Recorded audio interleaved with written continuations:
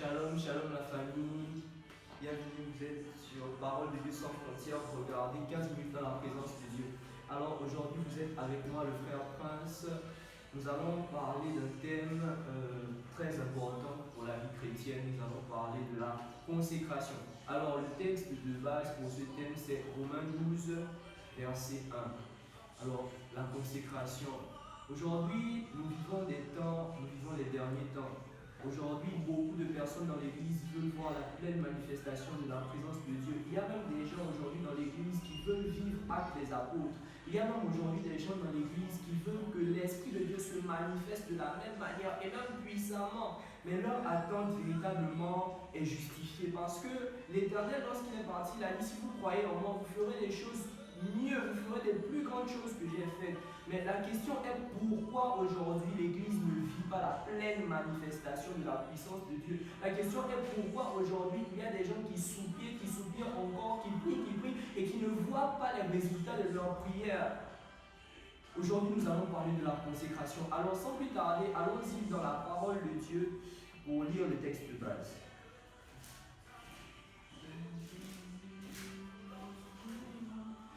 Je lis la parole de Dieu dans Romains chapitre 12, verset 1. Je vous exhorte donc, frères, par les compassions de Dieu, à offrir vos corps comme un sacrifice vivant, saint, agréable à Dieu, ce qui sera de votre part un culte raisonnable. Amen. Alors, avant de commencer, avant d'aller plus loin, nous allons d'abord poser les bases. Qu'est-ce que la consécration? Alors, la consécration, c'est donner à quelqu'un, à quelque chose, une place éminente dans sa vie. La consécration, c'est donner la première place à Dieu en tout et pour tout. C'est cela, se consacrer à Dieu. Alors, la consécration.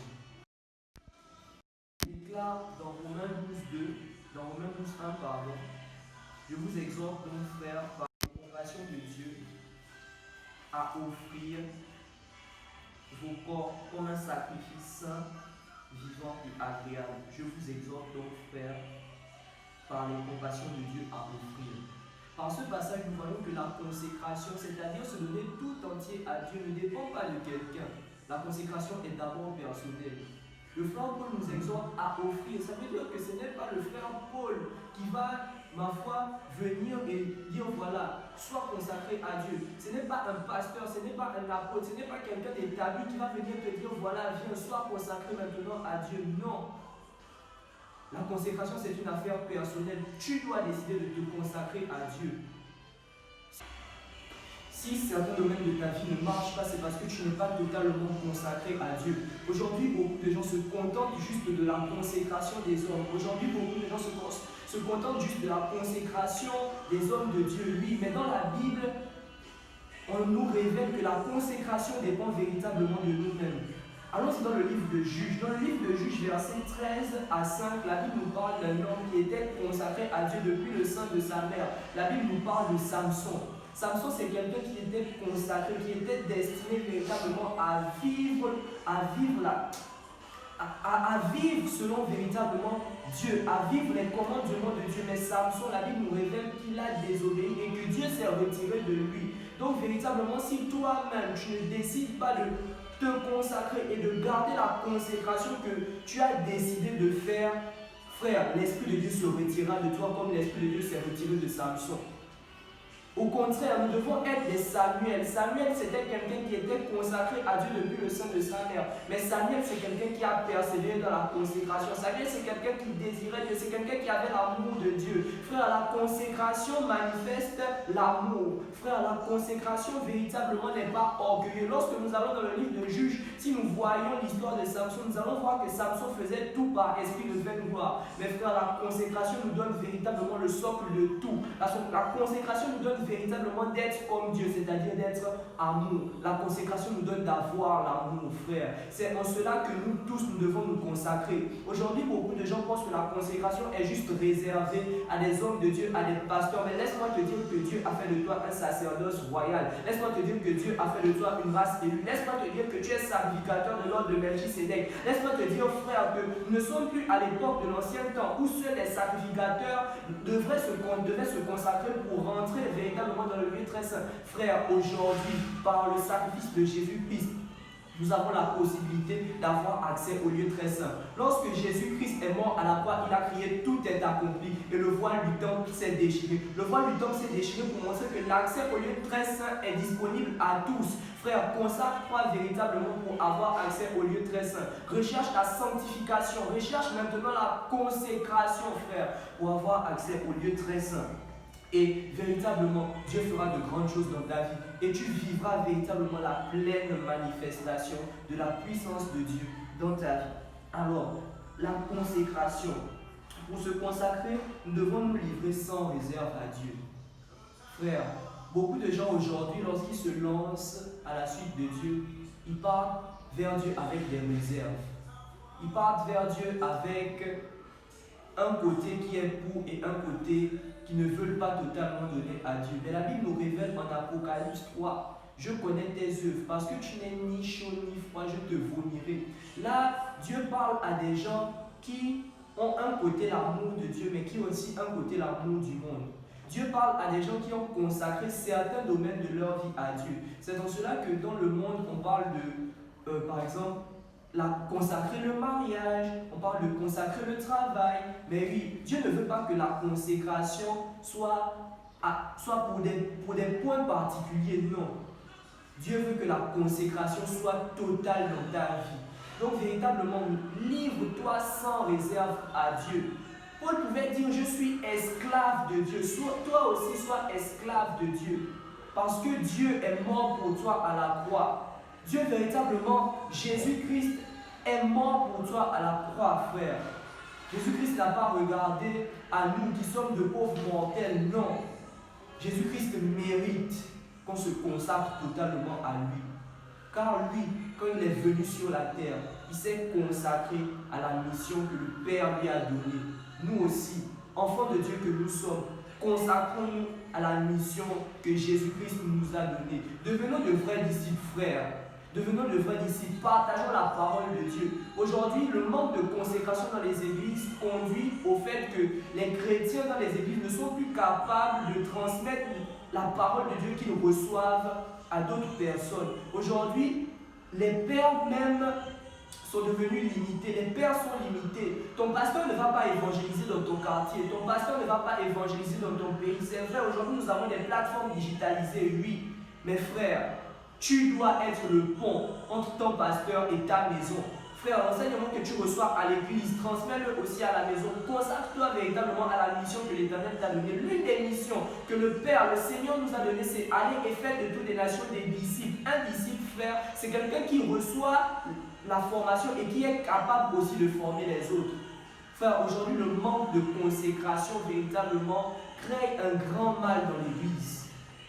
La consécration, es-tu consacré? Sinon, consacre-toi dès maintenant, frère. Consacre-toi dès maintenant. Celui qui se consacre doit vivre une vie de sanctification. Frère, la consécration exige la sanctification. Se donner totalement à Dieu, frère, exige de marcher selon le total respect des lois de Christ. Christ dit dans Hébreu, recherchez la sanctification sans laquelle personne ne verra Dieu. Frère, si véritablement tu dis vivre une vie de totale consécration et que la sanctification n'est pas ton partage, frère, revois ta vie de consécration. Frère, revois ta vie de consécration. Frère, si dans ta vie de sanctification tu as des réserves, c'est-à-dire que tu te sanctifies pour certains domaines et pas pour d'autres, frère, revois ta vie de consécration. Nous devons aujourd'hui prendre véritablement la parole de Dieu dans son tout. Nous ne devons pas être comme ceux-là qui prennent la parole de Dieu et lisent juste les versets qui les arrangent, mais qui ne veulent pas lire la parole de Dieu aussi qui fait mal. La parole de Dieu fait mal, oui, mais Paul pouvait dire, je me réjouis du fait que les réprimandes que je vous ai faites vous ont mené à la repentance. Frère, tant bien même la parole de Dieu fait mal, repens-toi, vis une vie de sanctification pour que ta consécration soit parfaite. Car l'une des bases de la consécration, c'est la sanctification. Dieu est saint et Dieu veut aussi que nous soyons saints. Frère, nous ne devons pas nous approcher de Dieu avec des saletés. Déjà, cela n'est pas possible. Aujourd'hui, beaucoup de gens prient et ne voient pas le résultat de leur prière.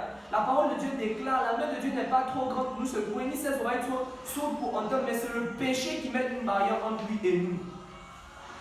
Frère, véritablement fuyons le péché. Résistons au diable et il s'enfuira loin de nous. Aujourd'hui, beaucoup de chrétiens se cachent derrière la grâce. Si je fais ça, c'est parce que Dieu ne m'a pas fait grâce. J'attends seulement le temps de Dieu dans ma vie. Quiconque croit, c'est-à-dire que Dieu te donne la capacité de croire. Fais d'abord pour Dieu et Dieu fera pour toi. Vis une vie de sanctification et tu verras les fruits de la sanctification dans ta vie, frère. Frère, Dieu est fidèle. Dieu n'a pas menti à nos pères. Dieu n'a pas menti à Abraham. Dieu n'a pas menti à Jacob. Dieu n'a pas menti à David, frère. Si tu te sanctifies, si tu te consacres à lui, frère, les promesses de la consécration, les promesses de la sanctification te seront rattachées. La Bible déclare, cherchez premièrement le royaume des cieux et sa justice et tout vous sera donné par-dessus tout. C'est-à-dire, consacrez-vous d'abord à la chose de Dieu et tout vous sera donné par-dessus tout. Mets Dieu en premier dans ta vie. Mets Dieu à la première place dans ta vie et tout te sera donné par-dessus tout. Frère, te sanctifies-tu d'abord pour la chose de Dieu? Sœur, te sanctifies-tu d'abord pour la chose de Dieu? Ou fais-tu passer ton travail en premier lieu? Si tu fais passer ton travail en premier lieu, si tu fais passer tes études en premier lieu, laisse-moi te dire que tu n'es pas maître de ton souffle pour le retenir. Tout simplement pour te dire que si tu es en vie aujourd'hui pour faire passer ton travail en premier lieu, pour faire passer tes études en premier lieu, pour faire passer quoi que ce soit de ta vie en premier lieu, c'est parce que Dieu te donne la grâce de le faire. Dieu te donne la grâce du souffle de vie chaque jour. Ce Dieu-là ne mérite-t-il pas qu'il ait la première place dans nos vies? Frère, sanctifie-toi. Consacre-toi et la promesse de l'Éternel sera ton partage. Dieu nous a bénis de toutes les bénédictions dans les lieux célestes.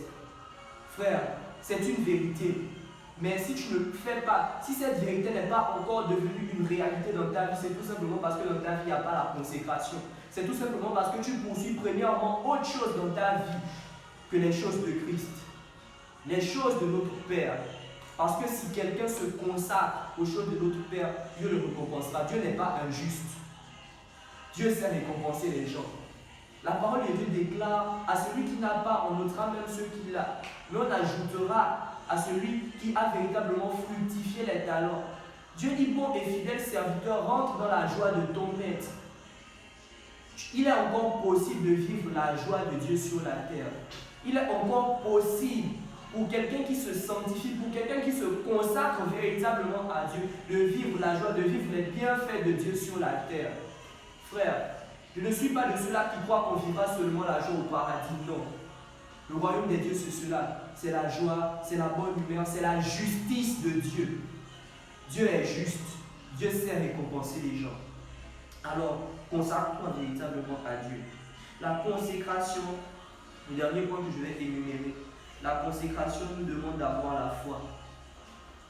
Le même passage de Romains 12 nous dit, je vous exhorte donc, frères, par les compassions de Dieu, à offrir vos corps comme un sacrifice vivant, saint et agréable. Frère, la Bible nous déclare en hébreu que la Bible nous déclare en hébreu que sans la foi, il est impossible d'être agréable à Dieu. Et dans ce verset, on nous dit d'offrir nos corps comme un sacrifice vivant, saint et agréable. Frère, tu ne peux pas offrir ton corps à Dieu si tu n'as pas la foi. Frère, tu ne peux pas offrir ton corps à Dieu si tu ne crois pas que Dieu est le rémunérateur de tout ce qui le cherche. Frère, tu ne peux pas offrir ton corps à Dieu si en toi tu n'as pas ce socle-là.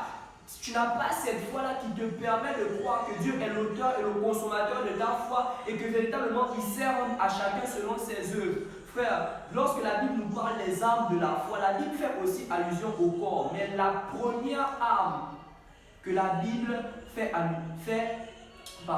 parle, c'est la ceinture de la vérité. Frère, pourquoi la ceinture de la vérité? Frère, la ceinture de la vérité est cette ceinture-là qui te donne la pleine connaissance des Écritures, qui te donne la pleine connaissance de la personne de Dieu. Frère, lorsque tu as la ceinture de vérité, ta voix n'est pas ébranlée. Parce que de nature, la ceinture est cet accessoire-là qui nous permet de garder nos habits sur nous. Frère, sans la ceinture, nos pantalons descendraient et on serait nu, symbole du péché. Mais tout simplement, si on réussit à persévérer dans la foi, si on réussit à persévérer, c'est parce qu'on a la vérité de Christ. Frère, as-tu la vérité de Christ? Frère, sais-tu que Dieu sait récompenser ceux qui le servent? Frère, sais-tu que Dieu est capable, toi, de te faire quitter véritablement de la boue où tu es et de t'emmener à la table des rois? Quel est véritablement le challenge que tu n'arrives pas à réaliser de toi-même? Laisse-moi te dire que Dieu est capable. Tu n'arrives pas à laisser ton petit copain pour te consacrer à Dieu. Remets cela entre les mains de Dieu. Dieu est capable. Décide de le faire et tu le feras. Aucune tentation ne t'est donnée sans que tu ne sois au-dessus de cela. Frère, tu n'arrives pas véritablement à trouver un équilibre entre l'école, entre tes occupations et la chose de Dieu, au point où tu consacres tout pour les choses éphémères qui passeront. Frère, aie la foi en ce que la Bible dit. Véritablement, sois imprégné de la vérité qui est dans la Bible. Et Dieu fera le reste pour toi. La consécration. Nous devons offrir nos corps comme un sacrifice vivant. C'est-à-dire que nous devons nous donner tout entier à Dieu. Nous devons venir à Dieu tel que nous sommes, avec un cœur repentant.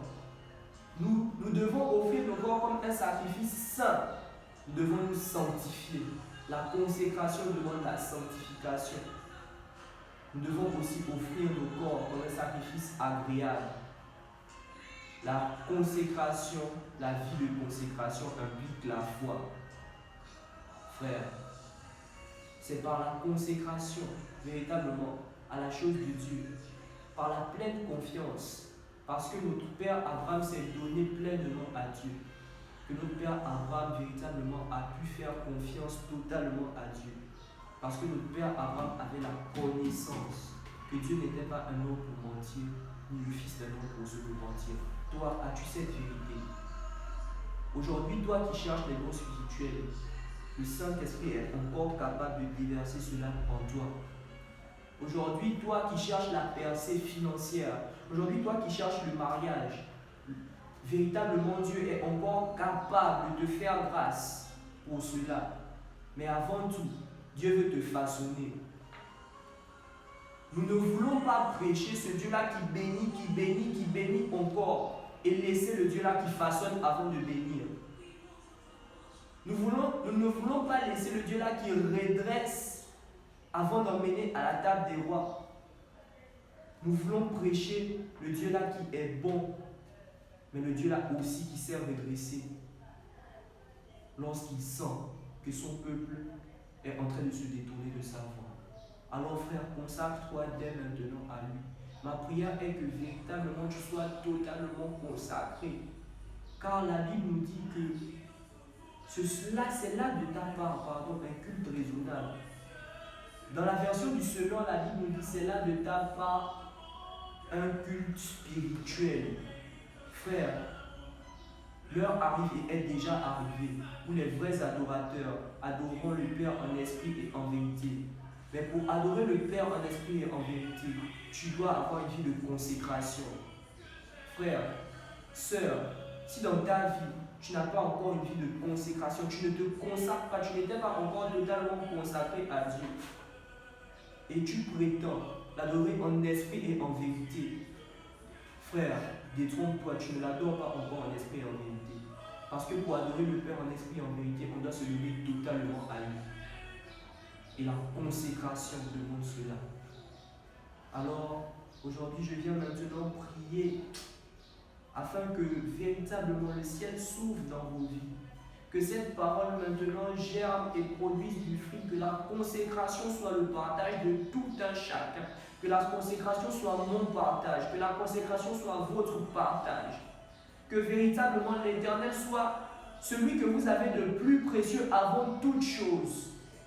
Car tout sur cette terre passera, mais l'Éternel, comme son nom l'indique, demeure éternel.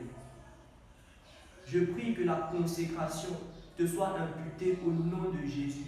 Que le Saint-Esprit maintenant accomplisse cette œuvre merveilleuse en toi, qu'il fasse de toi un témoin, que tu te laisses guider par ses voies au nom de Jésus. Que le Saint-Esprit maintenant se manifeste dans ta vie. Toi qui n'as pas encore connu le Seigneur, qu'il se révèle à toi au nom de Jésus. Frère, n'oubliez pas que Jésus est le chemin, la vérité et la vie. Alors abonnez-vous à la page. N'oubliez pas de partager la vidéo, n'oubliez pas de liker et que Dieu vous bénisse. May God bless you.